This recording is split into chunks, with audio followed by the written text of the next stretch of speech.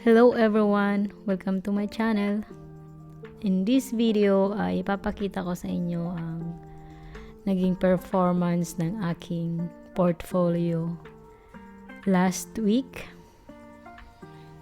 So, let's go. So, marahil makikita nyo dito sa chart ng PSEI na medyo umangat siya. Kahit papaano ay umangat siya. Nag-bounce back siya ng kaunti. So, at makikita nyo din dito na itong EMA 100 and EMA 200 ay malapit silang mag-cross. Hopefully, mag-cross sila. Kasi tinatawag yan na golden cross, means bullish ang market. So, ito yung aking portfolio. At makikita natin dito na yung video ay the same lang, hindi siya masyadong gumalaw. And ICT, tingnan natin yung ICT, talagang hindi ko napapansin. Unti-unti siyang umaangat. Nasa 15.54% na tayo dito. But of course, hanggat hindi natin to binebenta, hindi pa to magiging pera. So, ito yung tinatawag na unrealized gain. Hindi pa natin to binibenta ay maaaring mag-iba pa ang unrealized gains natin dito. So, pwedeng bumagsak pa siya, pwedeng umakyat pa siya hanggat hindi natin siya binibenta. At yung LTG group naman, isa sa top performer natin since na binili natin to. Talagang hindi natin pinagsisihan na binili natin to. Ay nasa 20.86%. Umabot pa nga ito last week or 2 weeks ago ng 24%.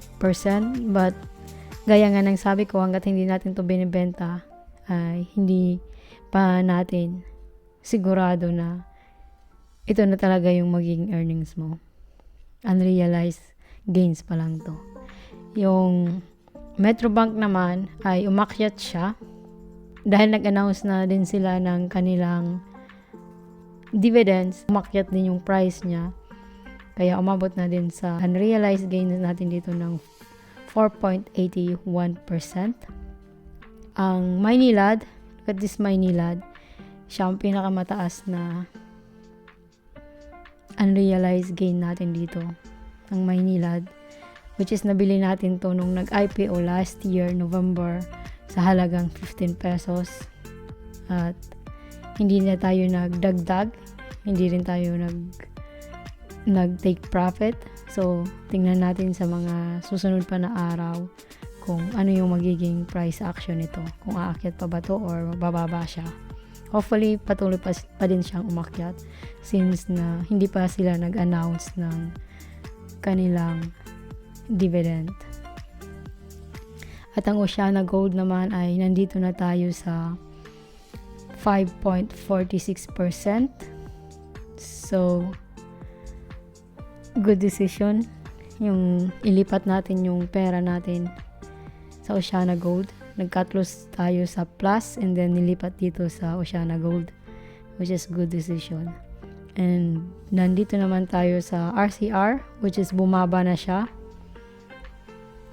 And yung RFM naman ay nasa 21.72% na yung unrealized gains natin dito. Ang Semirara, gaya ng nabanggit ko sa huling video ko, na nagkaroon ito ng problema. Kaya Wednesday, bumagsak to ng nasa 35%. Pero hinayaan lang natin. Buti umangat siya the next day. Kahit pa paano ay nakarecover tayo. And hopefully, ay since magsisimula na yung biddings, and let's see kung ano yung magiging decision ng gobyerno. Kung ibibigay ba nila sa Semirara or matatalo yung Semirara sa bidding. And yung STI, hindi siya masyadong gumalaw, and PLDT, bumagsak siya. At ang Wilco naman ay kahit pa paano ay umakyat siya. The other day, umakyat siya ng 7%. Kaya naman kahit pa paano ay nakapag-recover na yung ating Wilcon. At dito naman, ipapakita ko sa inyo yung mga dividend natin. So, last week, ito yung mga company na nag-announce ng kanilang dividend. Yung mga company na hawak ko. Ang LTG, Metrobank, Oceana Gold. So, ang LTG ay ibibigay nila yung dividend sa March 17.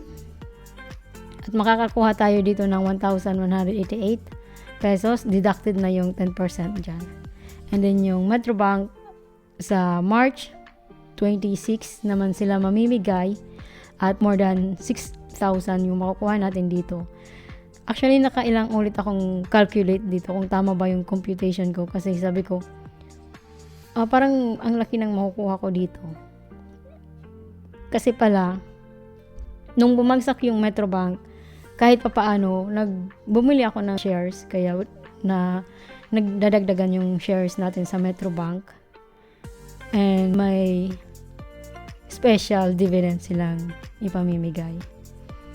Deducted na din dito yung 10% na tax. At ang OGP, kaunti lang naman yung position natin dito. So, mayroon tayong 769.5 na marireceive. So, not bad na, di ba?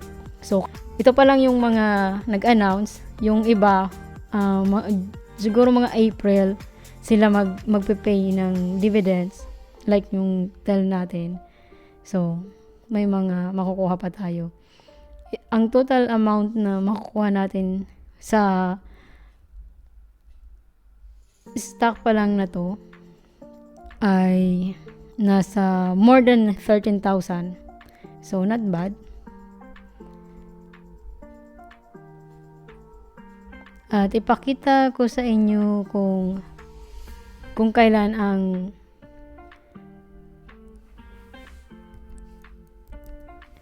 ex-dividend ng mga ito.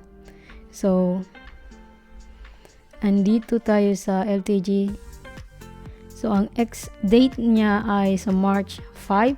So, kapag bumili kayo sa March 4 ng company na to, included kayo sa mabibigyan ng dividend. And kapag sa March 5 mismo kayo, sa araw mismo ng ex-date kayo bumili, hindi kayo kasali sa mabibigyan. Kasi ex-date na siya eh. And ito yung amount na ipamimigay nila, 0.15.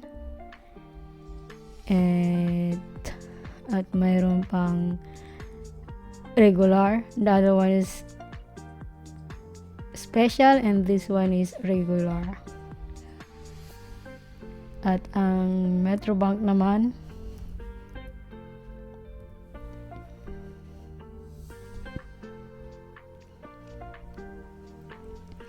alright, yung Metrobank, tingnan natin yung Metrobank dito.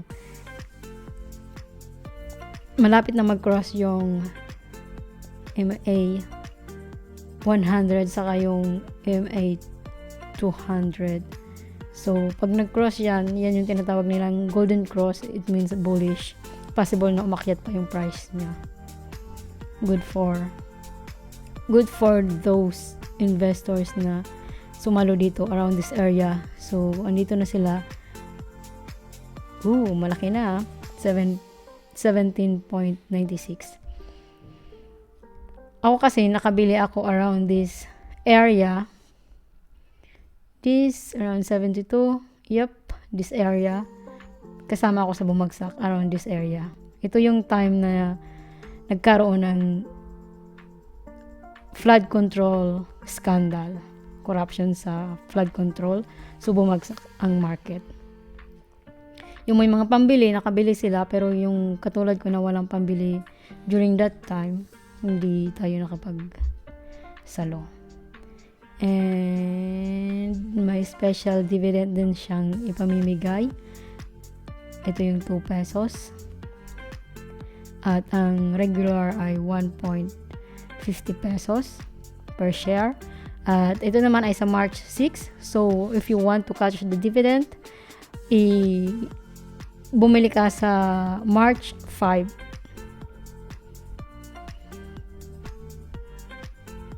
At ang OGP naman, tingnan natin. Kaya isa sa rason kung bakit binili ko tong OGP kasi alam kong mamimigay na sila ng dividend. Quarterly silang namimigay, so mayroon tayo. Ang ex-date naman nito ay sa March 4. At USD yung pinamimigay nila. And then ito yung approximately depende sa palitan ng dollar at ng peso. So that's it for today's video. Thank you guys for watching. And hopefully we'll see you in my next video. Bye!